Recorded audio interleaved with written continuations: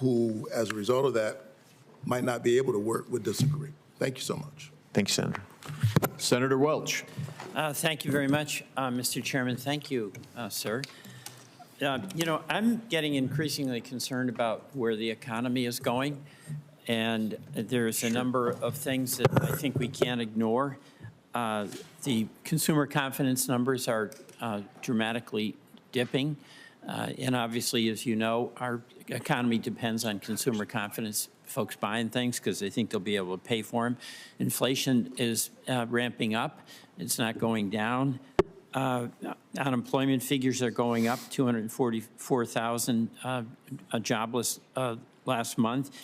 And the payroll numbers, 77,000 private sector jobs, according to ADP. That's the worst number since well over a year ago. And these are all signals that I know people in your job pay an enormous amount of attention to. But I also think there's policies that are creating an enormous amount of anxiety, certainly in Vermont, and that's the tariffs, 25% tariffs with Canada as well as Mexico. Is there an apprehension on your part at all that these tariffs, which would mean in Vermont probably 25 to 40 cents a gallon higher in gasoline prices? We import a lot of our petroleum from Canada. We import a lot of our electricity from Canada with the Hydro-Quebec contract. Folks will see a higher electricity bill at the end of the month when they're trying to balance their checkbook. Home heating fuel, we get a lot of that from Canada. And that's true for New Hampshire as well. I mean, how is that not going to have a very, very punitive impact on the folks I represent in Vermont? Senator, the president's economic plan includes unleashing American. I want to interrupt. I just asked a very specific question. My costs go up for gasoline. My costs go up for electricity. My costs go up for home heating fuel. A Vermonter says, Peter, how are we going to handle this? This is not a good thing for us. And I'm asking you, how are we going to handle this? They don't want to hear about, quote, the president's economic plan. They want to know how they're going to pay their home heating bill. Right, and the way that we're going to do that is to bring down energy prices by unleashing American energy, bring down the cost of food and clothing and other aspects that Vermonters and Americans rely upon by bringing down regulation. Well, I'm all for dealing with regulation, but you could have regulation without higher tariffs, right? And then on the tariffs, I think that the president's objective is to address longstanding inequities in our international trade practices. I'm talking about Canada. Right, I'm talking about Canada. As the president has explained, the Canada tariffs are to get them to focus on the fentanyl crisis that has been causing deaths. You know, I understand that in the southern border, we've got full cooperation with Canada. They hate fentanyl just as much as we hate fentanyl.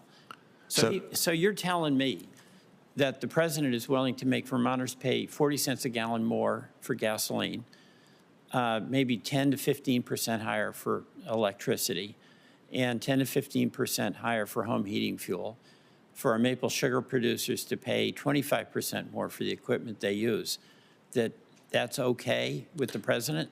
I think what the president's looking to do is to get the Canadians to do more to help us address the fentanyl crisis that cost 100,000 American lives. You're talking about what the president's goal is. I'm asking you as an economist, okay? There is a price that Vermonters will pay with these increased tariffs on Canada.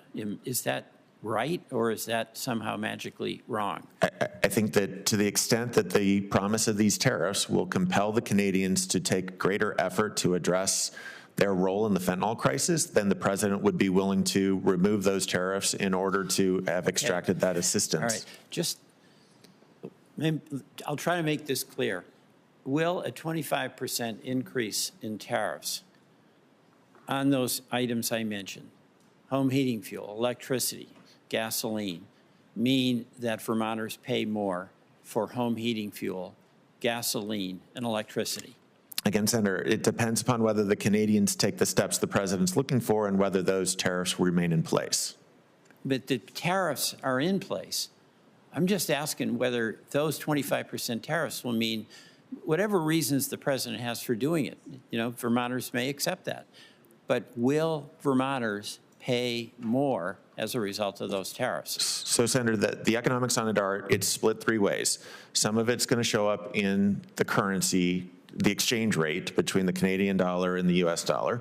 Some of it will be absorbed by the Canadian producers, and then some of it may find its way into prices in a one-time adjustment. So does that, I'm going to try to translate that, but I can't. Does that mean Vermonters are going to pay more or less? It means that there could be a one-time adjustment in the price that's paid as if the tariffs were to remain in place permanently. But again, if the Canadian government were to make changes such that the president releases those tariffs, then you would not see it show up in prices. Okay, I yield back. Thank you, Mr. Chairman. Thank you very much. And Senator Welch, I noted that